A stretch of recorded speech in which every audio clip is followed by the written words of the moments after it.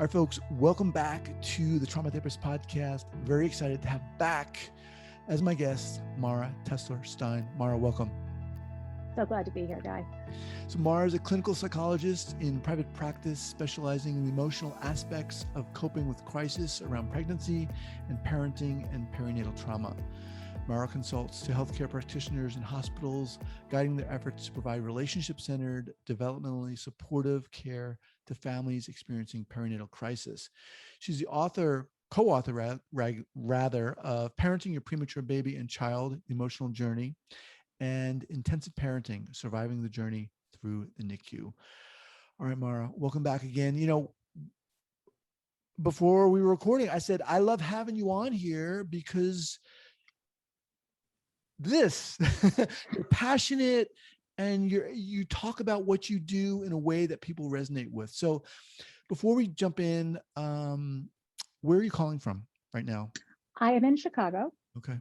Where I live and where my practice and my training and teaching happens from, largely when I'm not traveling.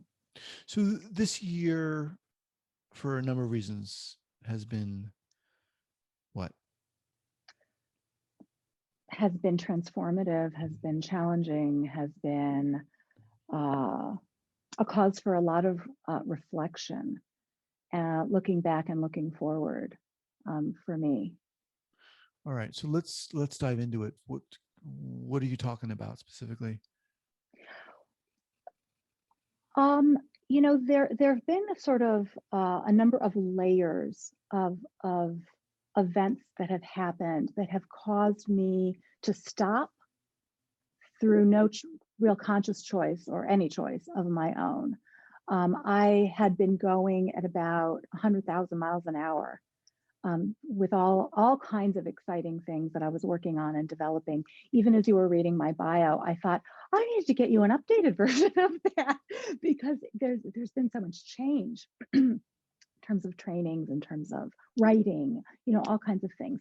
But when COVID hit, everything stopped. Mm-hmm. So I had been all queued up to do a whole bunch of travel in the upcoming 6 or 8 months, which ground to a very rapid halt, as did everything like that, and most everything, in fact. And so having to stop in that regard and having to pause and having to look at all of this space that had been created and reflect on where I'm at, what I want to do, who I am as a person, as a therapist, as a trauma therapist, was phase one. And then being so far away from my kids, who all live in Israel, as my husband and I were here in Chicago, having the experience of the fear around the coronavirus, all of the talk about ICU, hospitalization, breathing difficulties, having to stay away from people in order to protect them. At one point really early in the pandemic, within the first couple of weeks, I know I posted on Facebook, so is anybody else having flashbacks to the NICU and to any other preemie parents having these kinds of revisiting of this kind of experience? And a bunch of my cohort from that time popped up and said, oh, thank God it's not just me. Wow. So there was a lot of that was coming up, and this recognition of all of these parallels that keep coming back up in life, and looking back and thinking about who I am now and who I was then and what I've learned from then. Mm-hmm. So, you know, even just then, looking at that experience and thinking about getting your head around this idea of having to stay away as a protective position to be in, mm-hmm. which parents of preemies have to grapple with right away. Mm-hmm. Wash your hands, stay away. No, not everybody can come in. Yes, you've brought your baby home, but no, now you're not going to have a big party. Mm-hmm. You know, what does that mean? And then, you know, kind of adjusting to all of that new normal, which we did back when we had our babies, who are now almost 25.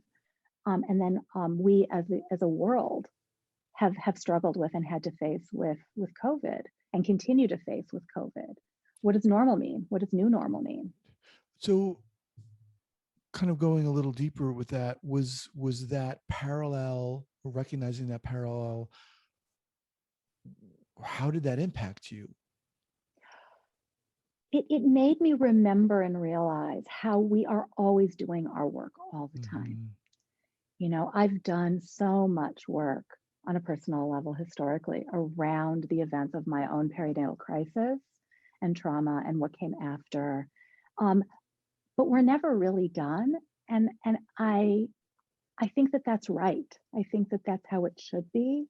And I think it's easy to forget that as therapists, and especially as trauma therapists. We want all of the pain to be all the way gone. Right.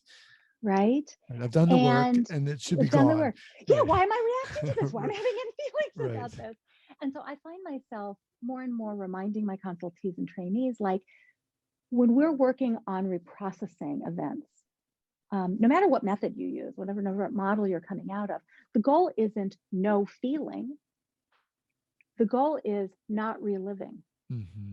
The goal is reconnecting to old stuff, to internal stuff, to other people, which sort of brings me to the next sort of developmental piece that I recognize grappling with during this period of time, which is isolation, overwork, burnout. And those words they're just words. But when your world stops and you don't have to, I guess. I mean, I guess you can avoid looking inside, but when your insides are just sitting right there and they're like, oh, hi, you haven't looked at me for a while, here we go. Realizing like, wow, we can be doing this work. And it can be so consuming. And if you're practiced and if you've done a lot of your work and if you have good supports and colleagues, you're not completely disconnected, because otherwise you can't do this work at all, or you're not doing a very good job. But there's a level of reflecting on the big picture that can get lost, I think. And so the other thing that happened over the course of this year is that my husband suddenly became very sick. And after a few weeks in ICU, he died. From COVID? No. Or unrelated? Not from COVID, okay. Unrelated. Unrelated. So and so that's, thank you. And that was stunning and shocking and awful. And the process over that period of time where the ordinary world stops. And again, you enter this ICU world, this critical care world, this person that you love more than anything in the world, you have a limited ability to do anything for, but wow, whatever you can do for them, whatever I could do, I was going to do. And then really looking at what now, and what is sustainable as a therapist, and what is sustainable in trauma work, and what is it that we're aiming for here anyway. And so when you're in the ICU with somebody, it becomes very clear very quickly that connection is the thing that matters the most. Being able to be engaged in ways that are not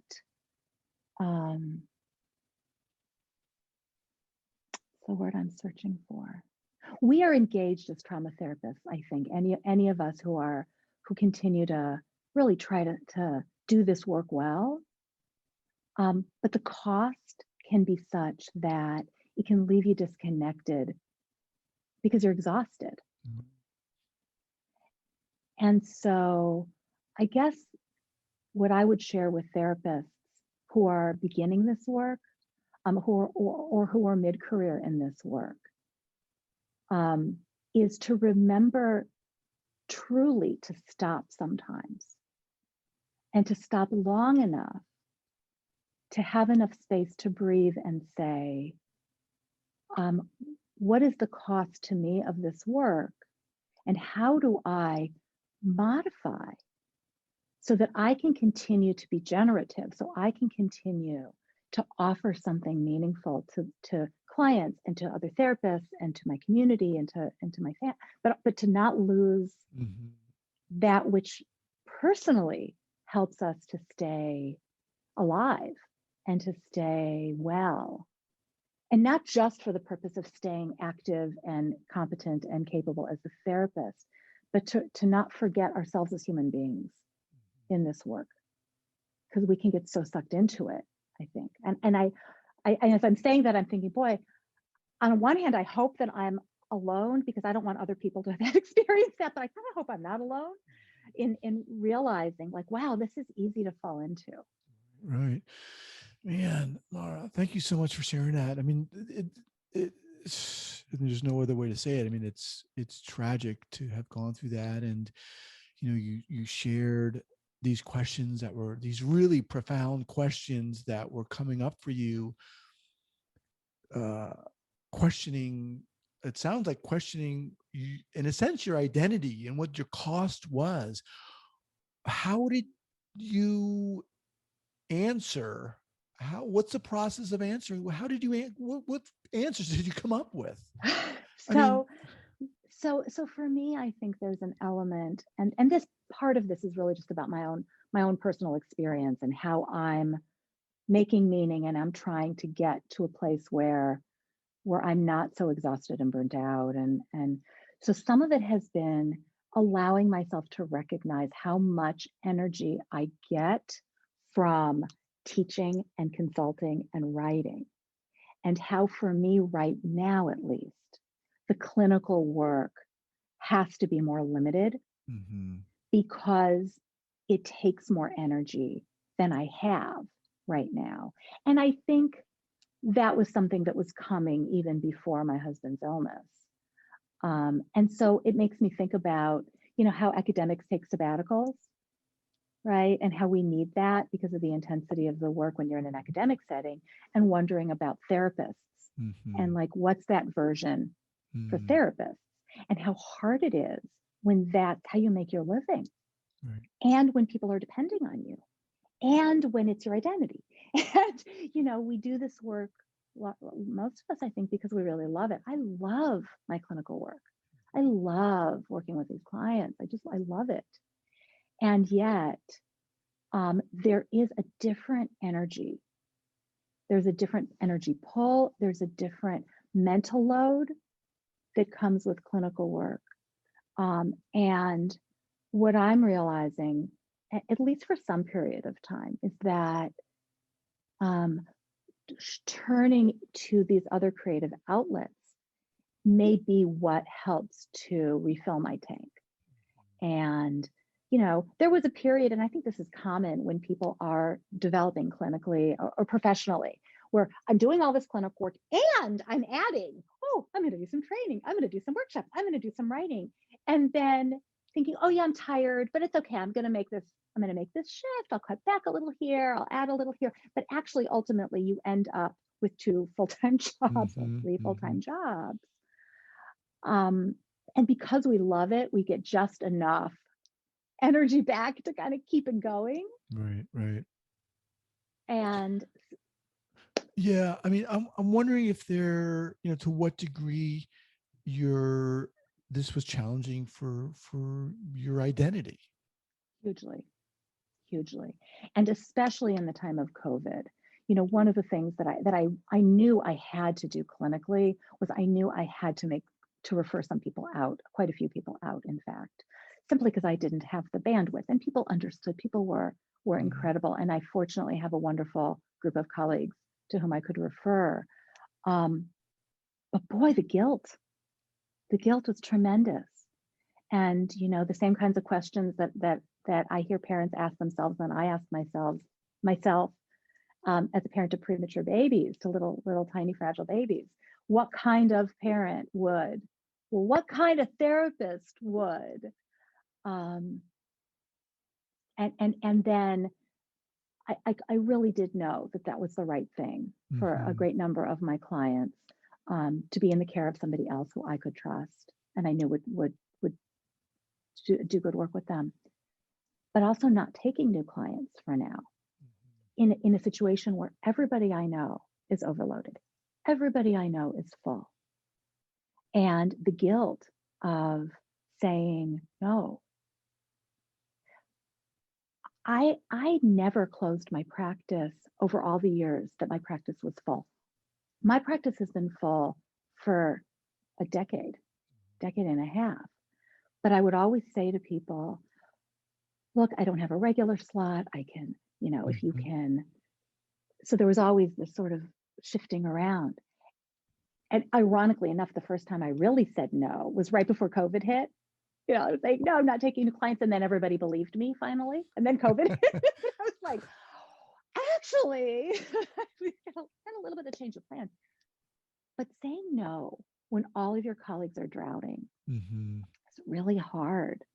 There's this sense of like, am I abandoning all these people who are suffering? And am I abandoning my colleagues during this period of time? So how do you square that? What do you? I know, and I think I only know this because everything had to stop, truly stop. There was no, I'll see a few people. There was no, there was a period where it was, no, I can't see any people. Right. And it was so hard for me that even during the hospitalization, when things were looking better, I was, well, maybe. And I look back now and I think, are you crazy? What is going on here? But I think that it just sort of speaks to the pull of taking care of clients, how powerful that pull is. So how do I square it? I say, I have to know that I can be, at full capacity, which is never 100%. We're never, we can't sustain 100%, but that, that I can really do this work well and without flinching back from it. And that my bandwidth has to be such that I've got enough buffer to do that. And if I can't, then I am not doing right by the clients that I'm seeing. And so that the clients I'm continuing to see, I know that I can be that therapist for them. And I think that recognizing that the projects that I'm working on, the workshops that I'm developing, the things that I'm writing, my hope is that it will help clinicians to help clients. And so that gives me some ease that I've not turned my back on this work. It's not that at all. Is there a fear that that's what it is, or a fear that that's what it will look like? I'm curious about the process of like trusting one's gut, trusting oneself. What's that like for you? Yeah, it's such a great question, because I think that the trusting myself in terms of my attunement to others is something that I've had to work on, I think like I think many of us, over many years. And I trust that gut, and realizing that I can apply that to my own decisions, and I can trust myself in terms of what I need and what I want, so that, first of all, that I can be as whole of a person as I can possibly be, because I'm young and I'd like to be around for a while, and I'd like to want to do this work for a good long time. And so, and I've done some EMDR work around this actually in the last number of months that has really helped me to solidify and clarify this, that I can trust myself and my judgment to say, this is where I can be most professionally, most productive, most helpful right now. And that doesn't mean I'm trapped here or stuck here.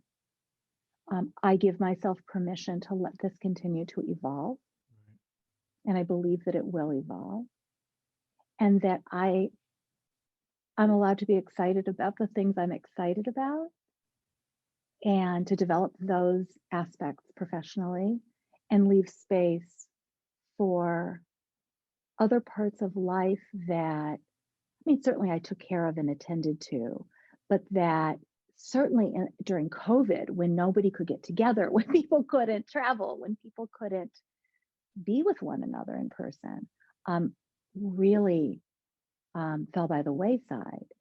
That I think for me, that was like the last straw, Mm. like that it took whatever was in the tank and it just sucked it right out.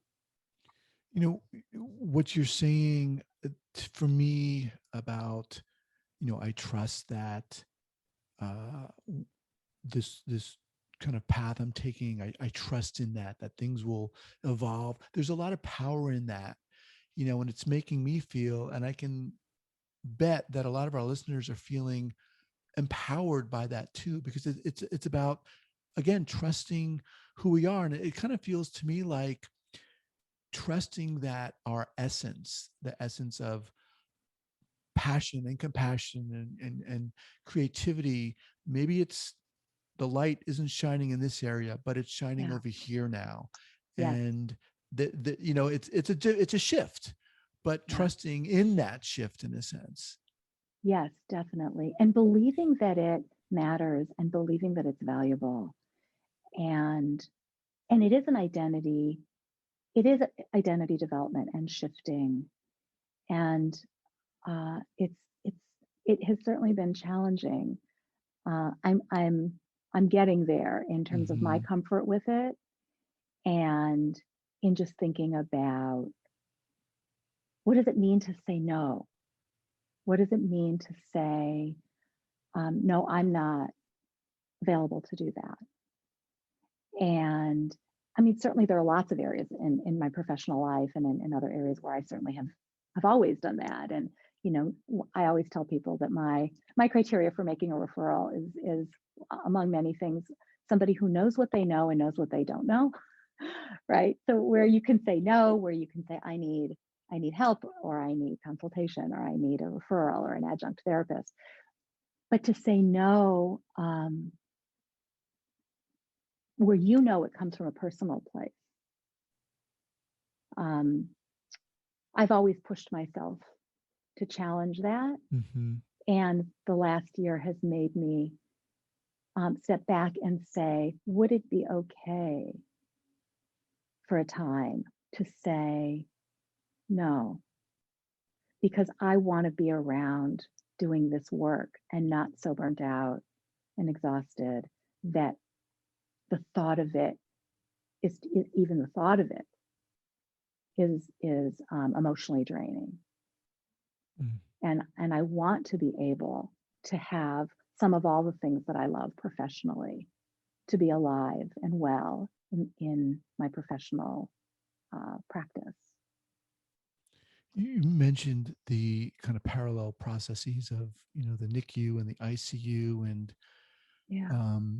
that's kind of coming up for me now. And, I haven't had that experience. And Mm, and this is, I want to be sensitive here, but sure. what happened after your husband died in terms of your professional life, in terms of your professional identity? How I mean, how did you walk away from that? I don't want, maybe that's not the right way. Yeah. How do you move on from that? Yeah. It's ongoing. I mean, it's an ongoing process. I mean, one thing that there's a couple of different ways to answer that, and they all intersect, I think. So from the parallel process perspective, everything that we learned about over the years that Debbie Davis and I worked on our research and writing to talk about the experience of NICU and to help parents through that process. All the things we learned about what helps and what matters in newborn intensive care completely and totally apply to adult intensive care. So knowing that you are part of the treatment team, knowing that you are welcome and present to watch over the person that you love, to be knowledgeable, to have your questions answered, to have your ideas respected, to have your advocacy welcomed. it makes for much more peace, no matter what the outcome is. In the aftermath, what was very clear to me is that I did not want to live 6,000 miles away from my kids anymore. And so so changes around where I am, how I operate, have been put into motion so that I can be where I want to be. It's different when, when my husband and I here together, it was great. We were great. Kids are out doing what kids do, young adults do, and we're here doing what we do. But everything changes. It really makes you reconsider what's going to be meaningful, what matters, what will you miss most, what will you want most, and so trying to make my best guesses on that regard, and then remembering and knowing how much, on a personal level, how much my husband valued what I do, and how much it meant to him, and how excited he would always be about the things I was working on, about how much he contributed to the things that I was working on. And so it's also a way to honor him. He couldn't be as much part of my clinical work for obvious reasons. But my teaching, or, the sort of that part of like that arm of the quote business, building that, he actually had a lot to contribute, because that was something he was really knowledgeable about. And so there's this way of carrying on this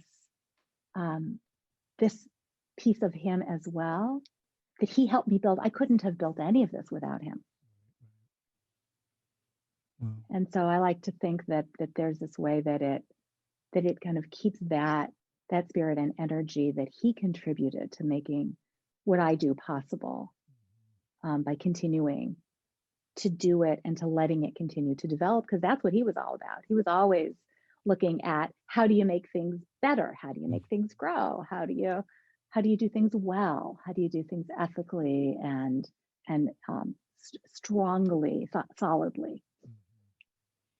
Really appreciate you sharing that. I mean, I'm hearing, a lot of, I think it's, people listening to this, there are a lot of, well, there's a wide range of people who listen to this, but there certainly are a lot of newer trauma therapists or newer therapists interested in learning about trauma. And I think it's, it's easy to listen to this, and might be easy to think, well, I'm not at that stage. I'm not as experienced as Mara. I don't have as many, I'm not as seasoned. Those things aren't going to impact me yet.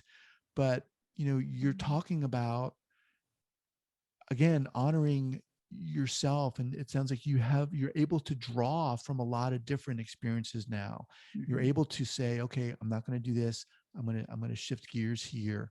And also saying, really be mindful of what being a trauma therapist entails, how this can potentially impact someone. Definitely. When I talk about perinatal trauma, and treating perinatal trauma or anything in the perinatal period, I always get around to saying that these experiences are transformative, and they're transformative because they matter, and they should be transformative. And understanding that on a personal level, I think makes you a better trauma therapist, when you also do your own work around it. Because otherwise, I think it's easier to get into this, like, no, a zero means a zero. You should have no distress and no disturbance. Well, what does that mean qualitatively? Like, we are transformed by these experiences. I was transformed by my perinatal trauma, by that whole journey that I had, and certainly by all the years of talking to other parents and hearing about their transformations, and thinking about, like, then of course this has an impact on you. It's supposed to have an impact on you. And letting it have an impact, and not believing that means that now you're broken. I think that may have been part of what I struggled with at the beginning, around like cutting back on the clinical work and doing more of the training and consultation work is like maybe this little part of me thinking like, okay, am I now am I broken? Is that therapist part of me now? What does that mean about that and me? And I think that there is still this process of developing and unfolding and healing and changing that happens, and that it's supposed to happen like that. I know that you're sharing this information. The way you're doing it is not only powerful, but it's healing for a lot of us. I hope so. And I knew it. I knew I was smart for having you back on here again. I knew it. And sincerely, you have a way of articulating the human beingness of doing the work that you do, of being a therapist who works with these intense situations. And that's really powerful, Mara. And I want to thank you for doing it, for coming Thank on you. here. I mean, it's risky to open up like this, and I really appreciate you, and that you make it so easy to do that and to share openly. And it means a lot to hear that you think that this will be helpful for other people, Oh, I know because it. I know it. there's a sense of tremendous vulnerability in sharing the impact of these events on me, and the questioning and that process. Right. Because we see our peers, just sort of moving forward, and we compare our insides to other people's outsides, right? And it's hard to know. I know from doing this podcast that people are gonna email me and text me and say, damn, she had an impact on me, and touched me. And that's what I hope, this podcast is about. Having said all that you've said, what are you doing now? How can people connect with you, if that's a possibility? Sure. I have exciting things I'm working on.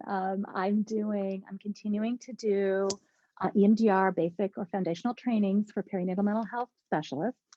I'm continuing to offer advanced practice workshops, and that's plural, for EMDR and perinatal mental health. I'm collaborating with some others in developing an advanced certificate in perinatal mental health and trauma treatment. Wow. So that we can have some integrated kind of pathway for that, and working on some additional workshops and writing for clinicians and other specialists in this area, to get some together with Debbie Davis, that will be available online, self-paced, and some that will be live. Just a lot of really exciting curriculum. Awesome. And consultation as well. I will be on hiatus a little bit later in the summer and early fall, and then I will be back and doing more of this work. And so people are welcome to reach out to me via email, to myself, or to my, I call them my grand vizier, Chuck, who runs the business and is amazing and keeps me sane with questions and so forth. But I always love to hear from people. The community building is the best part of all of this work. So your website is docmara.com? Is touchstoneinstitute.org. Touchstoneinstitute.org. Okay, and we'll have that linked up at the show notes page here at the traumatherapistpodcast.com. Mara, thank you so much again. I wish you the best, and let's keep in touch. Absolutely. Okay. Thank you so much, Guy. Thank you.